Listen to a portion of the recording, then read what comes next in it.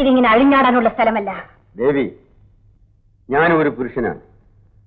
ഭാര്യ വാതിലടച്ച് കിടന്നാൽ കഥവ് ചവിട്ടിപ്പൊളിച്ചകത്ത് കിടക്കുന്ന ഭർത്താക്കന്മാരുണ്ടാവും. എന്നെ അതിൽ കൂട്ടരുത്. എന്റെ ആവശ്യങ്ങൾ നേടാൻ എനിക്കിഷ്ടമുള്ള മാർഗം ഞാൻ സ്വീകരിക്കും. Come on darling. എന്റെ ഉദ്ദേശം സാധിച്ചു. Thank you very much. Bindu, ഇവർക്ക് പോകാൻ വേണ്ടി ഏർപ്പാടുകൾ ചെയ്യൂ. Good night. എന്റെ മണ്ടയ്ക്കാട്ട് ഭഗവതി, എല്ലാ പുരുഷന്മാരും ഇങ്ങനെയാ. ദേഷ്യം വന്നാ പിന്നെ എന്ത് ചെയ്യാന്നറിയില്ല. ഞാൻ പണ്ട് കാതറിക്കയുടെ വീട്ടിൽ നിൽക്കുന്ന കാലം, അവിടെ പൈങ്കിളി പോലൊരു പെണ്ണ് വന്നു. എനിക്ക് ഒരു ജോലി ഒന്നില്ലേ? പിന്നെ അടുപ്പത്ത് അരി കിടക്കുക, പാതി വന്നു. എന്റെ മണ്ടയ്ക്കാട്ട് ഭഗവതി, ഇപ്പൊ ഞാൻ മനസ്സ് വിചാരിച്ചതേ ഉള്ളൂ, കാമദേവനെപ്പോൾ. നിനക്ക് ദുഃഖം ഉണ്ടാകുമെന്ന് എനിക്കറിയാം. തെറ്റായ പലതും എന്നെ കൊണ്ട് ചെയ്യിക്കുന്നത് നീയാണ്. നിന്റെ പിടിവാശിയാണ്. നിങ്ങൾ എങ്ങനെ ജീവിച്ചാലും എനിക്ക് വിരോധമില്ല. പക്ഷേ എന്റെ വീട്ടിലെങ്ങനെ അഴിഞ്ഞിറങ്ങാൻ അനുവദിക്കില്ല. നിന്റെ അനുവാദത്തിലൂടെ യാതൊരു വിലയുമില്ല. അത് നോക്കിയാണെങ്കിൽ ഞാൻ വന്ന ദിവസം തന്നെ ഇറങ്ങിപ്പോണമായിരുന്നു, അല്ലേ? അത് എപ്പോഴായാലും വേണ്ടി വരും. നുണ പറഞ്ഞ് നിങ്ങൾക്ക് എല്ലാരും വിശ്വസിപ്പിക്കാം, എന്നെ ഒഴിച്ച്. തീർച്ചയായും നിനക്ക് ഭ്രാന്താണ്. ദേവി, നീ ഒന്ന് ആലോചിച്ചു. ഒരു ബന്ധവുമില്ലാത്തൊരു വീട്ടിൽ ഒരു തെറ്റും ചെയ്തിട്ടില്ലാത്ത ഒരു പാവപ്പെട്ട സ്ത്രീയുടെ മരിച്ചുപോയ ഭർത്താവാണെന്ന് പറഞ്ഞുകൊണ്ട് താമസിക്കാൻ ആർക്കാണ് കഴിയുക? ആരാണ് അതിന് ധൈര്യപ്പെടുക? എനിക്ക് വേണമെങ്കിൽ നിന്നെ ഭ്രാന്താശുപത്രിയിൽ അഡ്മിറ്റ് ചെയ്യാം. ഞാനത് ചെയ്യാത്തത് അതെന്റെ അന്തസ്സിനെ കൂടി ബാധിക്കുന്ന കാര്യമാണല്ലോ എന്ന് ഓർത്തിട്ടാണ്. ഇനിയും പരീക്ഷിക്കാനാണ് ഭാവമെങ്കിൽ അതിന്റെ ഫലം അല്പം ക്രൂരമായി പോവും. അത് ഞാൻ അനുഭവിക്കേണ്ടി വരും.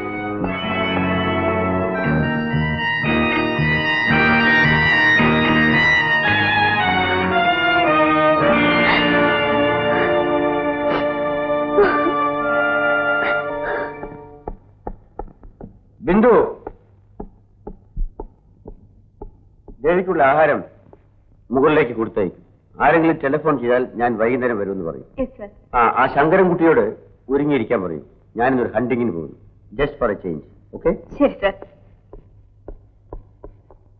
സത്യാഗ്രഹമാണോ? സ്ഥലമൊക്കെ ഇഷ്ടപ്പെട്ടില്ല. കുഴപ്പമൊന്നും ഉണ്ടാക്കാതെ അടങ്ങി ഒതുങ്ങി കഴിഞ്ഞോണം.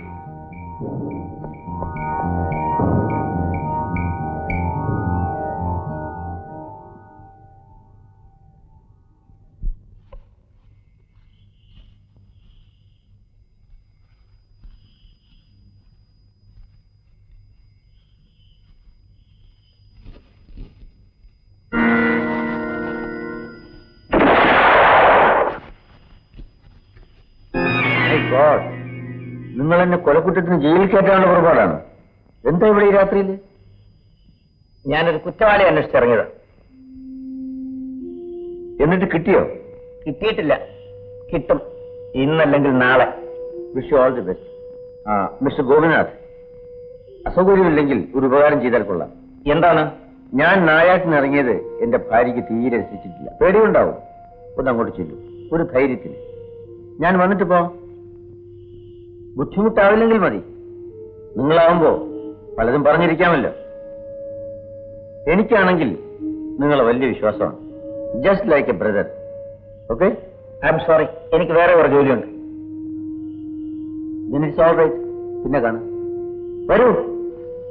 പിന്നെ കുറച്ച് നല്ല മദ്യം കൊണ്ടുവന്നിട്ടുണ്ട്. If you like. No thanks.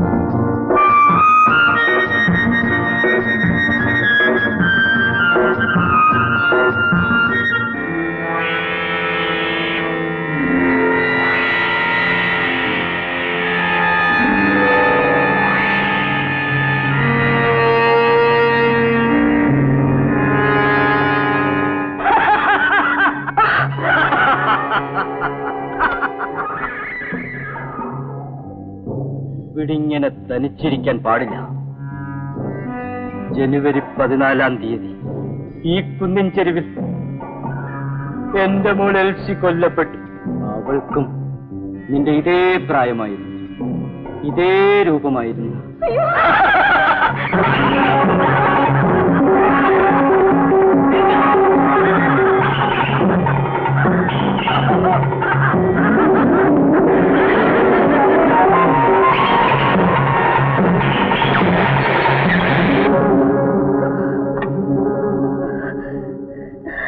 എന്താ? ഞാൻ വെറുതെ സ്ഥലമൊക്കെ കാണാൻ ഇറങ്ങിയതാ. അപ്പൊ ഒരു പ്രാന്തൻ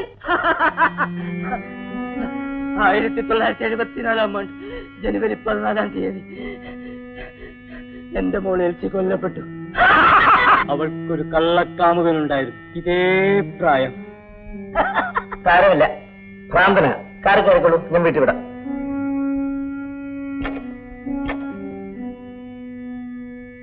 അവൾ എന്റെ പോലെ മോളായിരുന്നു. അവൾ അവൾ അവൾ അവൾ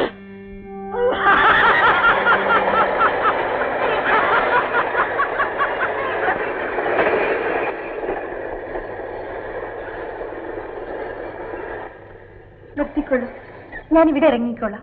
ഏതായാലും ഇവിടെ വരെ എത്തിയതല്ലേ, ഞാൻ വീട്ടിൽ വിടാം. വേണ്ട, മേഡം കണ്ടാൽ എന്നെ വഴക്ക് പറയും.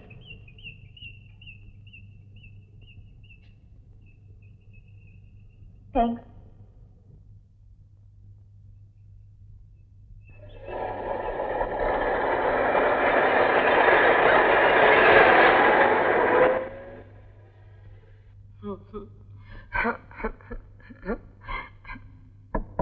സാറേ,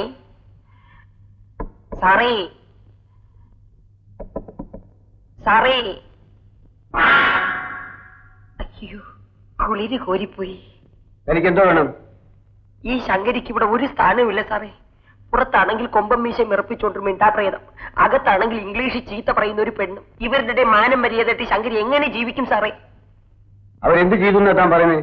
അവരൊന്നും ചെയ്തിട്ടല്ല സാറേ, അവരൊറ്റ കെട്ടാ, ഞാൻ മാത്രം വേറെ. ഇന്നലെ രാത്രി ഉറങ്ങാൻ കിടക്കുമ്പോ പുറത്തൊരു ശബ്ദം. നോക്കിയപ്പോഴെന്താ, എന്റെ മണ്ടയ്ക്കാട്ട് ഭഗവതി, ആ മിണ്ടാപ്രേതവും 2 തടിയന്മാരും നിന്ന് എന്തോ സ്വകാര്യം പറയണം. എന്നെ കണ്ടുടനെ പിടിച്ചൊരു വരട്ട്. ഞാനങ്ങ് പേടിച്ചു പോയി. അതിനിപ്പോ എന്താ വേണ്ടത്? അവരെയൊക്കെ ഇവിടുന്ന് പറഞ്ഞയക്കണം. ഈ വീട്ടിലെ ജോലികൾ മുഴുവൻ ഒറ്റയ്ക്ക് ശങ്കരി ചെയ്തോളും. എന്നാലും പേടിക്കാതെ കഴിയാമല്ലോ. അവരെ പറഞ്ഞയക്കാൻ വിഷമമാണ്. വേണമെങ്കിൽ തനിക്ക് പോ. എന്നാലും സാറിന്റെ ശങ്കരിയോട് ഇങ്ങനെ പറഞ്ഞല്ലോ.